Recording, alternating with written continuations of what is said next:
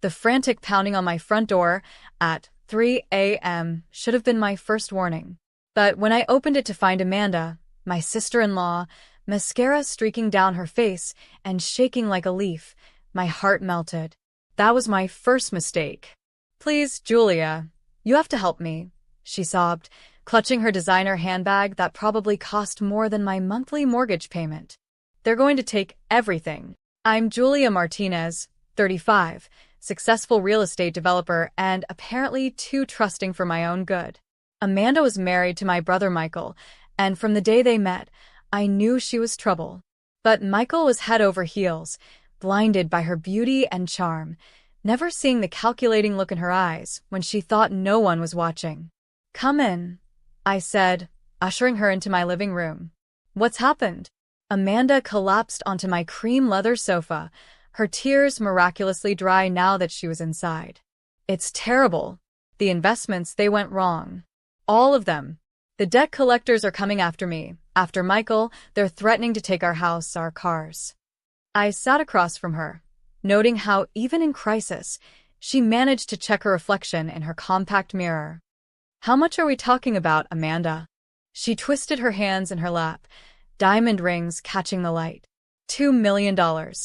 I nearly choked on my coffee. $2 million? How is that even possible? "Investment opportunities," she sniffled. They seemed so sure. The returns were guaranteed. But then things went wrong, and the interest kept building. I knew about Amanda's investment opportunities. She was always chasing get-rich-quick schemes, convinced she was smarter than everyone else. What I didn't know was that she'd dragged my brother into her mess. Does Michael know the full extent of this? Her perfectly manicured hand flew to her throat. "No. And he can't know. It would kill him. Please, Julia. You're the only one who can help. You're successful. You have money. I did have money. Years of hard work, smart investments in real estate, and careful planning had built my net worth to a comfortable level. But $2 million? That was a significant chunk of my assets. I'll need to see the paperwork," I said firmly. "All of it. And we need to talk to my lawyer." Amanda's face flickered with something annoyance? Fear? Before smoothing back into desperate gratitude. "Of course. I have everything right here." She pulled stack after stack of documents from her oversized bag. Looking through them, my heart sank. The situation was even worse than she'd described. Multiple high-interest loans, leveraged investments that had gone sideways, and what looked suspiciously like forged signatures on some documents. "Amanda," I said slowly, "these signatures, some of them look like Michael's, but they're slightly different." She burst into fresh tears. "I was trying to protect him. He works so hard at the hospital, saving lives. I didn't want to burden him with the financial details." I wanted to shake her. My brother was a talented surgeon who worked 80-hour weeks, while his wife apparently played fast and loose with their financial future. But he was also my only family since our parents passed away, and I couldn't bear to see him ruined. "I'll help," I said finally. "But there will be conditions." Amanda nearly leaped across the coffee table to hug me. "Oh, thank you. Thank you. I knew you'd help. You're an angel, Julia." I extracted myself from her embrace. "First condition. We meet with my lawyer tomorrow. Everything goes through proper legal channels." She nodded eagerly. "Of course, whatever you say." "Second condition. You sign over your interest in all properties and assets to Michael. No more investment schemes." Her smile faltered slightly. "But, no buts." "And third condition. You get financial counseling. Real counseling, not those investment seminars you love so much." Amanda agreed to everything, probably would have agreed to paint herself blue and dance in the street if I'd asked. We stayed up until dawn going through the paperwork, my lawyer James already working on the documents we'd need. The next day, we met in James's office. He'd prepared a thick stack of papers that would essentially make me Amanda's creditor, consolidating all her debts under my control in exchange for certain guarantees.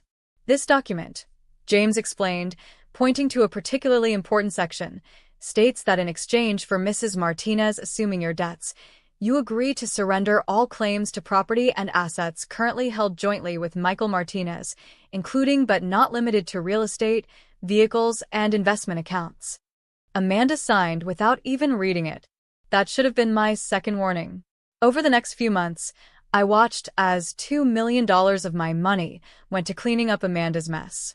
The debt collectors were paid off, the leveraged investments unwound, the legal complications smoothed over. Michael remained blissfully unaware, though I noticed Amanda's shopping habits hadn't changed much. Then came the day I overheard her on the phone in my garden, thinking she was alone. "Everything's going perfectly," she was saying. "The idiot paid off all the debts. Now we just wait a few months, then hit her with the lawsuit. The house will be ours. It's worth at least $5 million in this market. We'll be set for life." My blood ran cold. I stayed hidden behind the hedge, listening as Amanda detailed her plan to her apparent co-conspirator. She'd manufactured the entire debt crisis, working with someone to create fake documents and investment schemes. The real plan was to use my help against me, claiming I'd coerced her into signing away her rights while under duress. I waited until she left, then made 3 phone calls. The first was to my lawyer, James. The second was to a private investigator I'd used for property background checks. The third was to Michael. "Hey sis," he answered, sounding tired after what was probably another long shift. "Everything okay?" "We need to talk," I said. "It's about Amanda." There was a long pause. "What has she done now?" His tone told me he wasn't as oblivious as I'd thought. Over dinner that night, Michael revealed that he'd suspected Amanda was up to something but hadn't wanted to believe it. He'd seen the strange charges on their credit cards, the mysterious withdrawals from their accounts. "I kept telling myself she must have a good reason," he said, pushing his food around his plate. "That I was just being paranoid. The debt was real," I told him. "But it was deliberate. She created it as part of a scheme to get my house." Michael's face hardened. "Tell me everything." Over the next week, my private investigator uncovered the truth. Amanda had been running similar schemes for years, even before she met Michael. She would manufacture financial crises, convince wealthy relatives or friends to help, then use legal manipulation to take their properties. She'd done it 3 times before, working with a shady lawyer named Victor Kane. But Amanda had made one crucial mistake this time. She'd underestimated me. When she filed her lawsuit claiming coercion and demanding my house as compensation, I was ready. The court date was set, and Amanda arrived with Victor Kane, both of them smirking as they took their seats. "Your Honor," Kane began, "my client was under severe emotional and financial distress when her sister-in-law took advantage." "Actually," I interrupted, standing up. "I have some evidence the court should see." I nodded to James, who started playing an audio recording, Amanda in my garden, detailing her scheme to Victor Kane himself. Their faces went pale. "Additionally," I continued, "I have documented evidence of 3 previous instances where Ms. Martinez and Mr. Kane performed this exact same fraud scheme." I presented statements from their previous victims, bank records showing the manufactured debts, and proof of their collaboration going back years. But I wasn't done. "Finally, Your Honor, I'd like to direct the court's attention to Section 7.3 of the agreement Ms. Martinez signed. The one she didn't bother to read." James displayed the relevant page on the courtroom screen.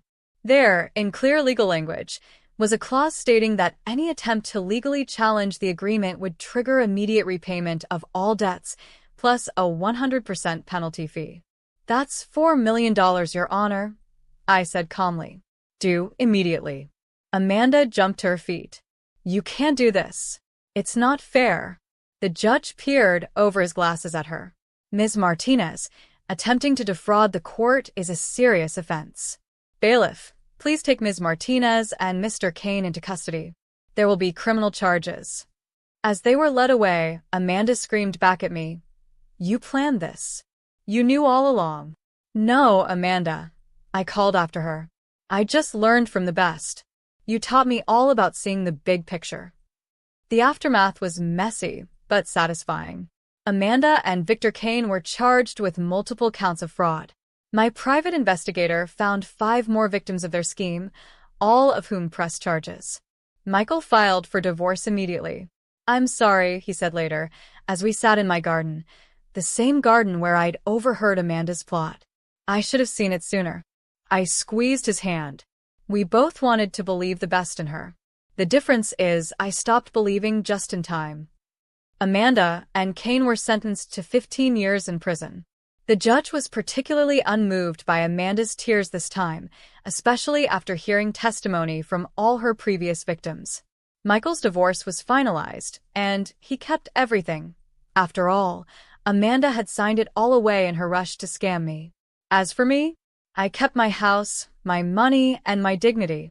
But I also learned a valuable lesson about trust and verification. Now, whenever someone comes to me with a crisis and begging for help, I remember Amanda's tears at 3 a.m., and I make sure to read every single line of every single document. Sometimes the biggest mistakes turn out to be blessings in disguise. Amanda thought she could use my kindness against me, but instead, she taught me how to be both kind and smart. That's a lesson worth $2 million any day. The last I heard, Amanda was trying to run investment schemes in prison, but nobody was buying it anymore. Turns out, her greatest investment was in teaching me exactly how to spot someone like her from a mile away. Michael has moved on, focusing on his medical career and healing from Amanda's betrayal. We're closer than ever now, having weathered this storm together. Sometimes he still apologizes for bringing Amanda into our lives, but I always tell him the same thing. Some lessons you have to pay for. Just make sure you learn them well. And as I sit in my garden, in my house that Amanda tried to steal, I can't help but smile at the irony. She thought she was the clever one, the master manipulator. But in the end, her own greed and arrogance were her downfall. Because while she was busy playing checkers, I was playing chess, and I had all the right pieces in exactly the right places. The documents she signed so casually are framed in my office now. Reminder that sometimes the best defense is being smarter than your opponent thinks you are. And every time I look at them, I remember the look on Amanda's face when she realized that her own signature, her own carelessness, had sealed her fate. It's been 2 years since that day in court. My real estate business is thriving. Michael is dating a lovely pediatrician who actually has a conscience, and I've become known in legal circles as someone who can spot a fraud from a mile away. Sometimes I get calls from other potential victims of similar schemes, asking for advice. I always tell them the same thing. Read everything. Trust your instincts. And remember, if someone's crying too hard to read the contract, they probably don't want you to read it either. Last week, I received a letter from Amanda in prison. She wrote that she was sorry, that she'd changed, that she understood now how wrong she'd been. At the bottom was a request for a loan to help with her new business venture. I framed that letter too, right next to the court documents. Sometimes the best victories are the ones that keep on teaching you lessons. As for the $2 million, I've earned it back twice over in legitimate real estate deals. Turns out, when you don't have to waste energy watching your back, you can focus on moving forward. That's something Amanda never understood. The biggest returns come from honest work and genuine relationships, not schemes and betrayals. Michael and I have dinner together every Sunday now, a tradition we started after Amanda's arrest. We talk about our parents, our work, our hopes for the future. Sometimes we even talk about Amanda, but not with anger anymore. Just gratitude for the lessons learned and the bullets dodged. You know what's funny? Michael said during our last dinner.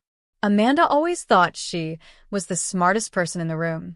Never once considered that someone else might be thinking 10 steps ahead. I raised my glass to that. Because in the end, that's what Amanda never understood. It's not about being the smartest person in the room. It's about being the most prepared. And thanks to her, I'll never be unprepared again.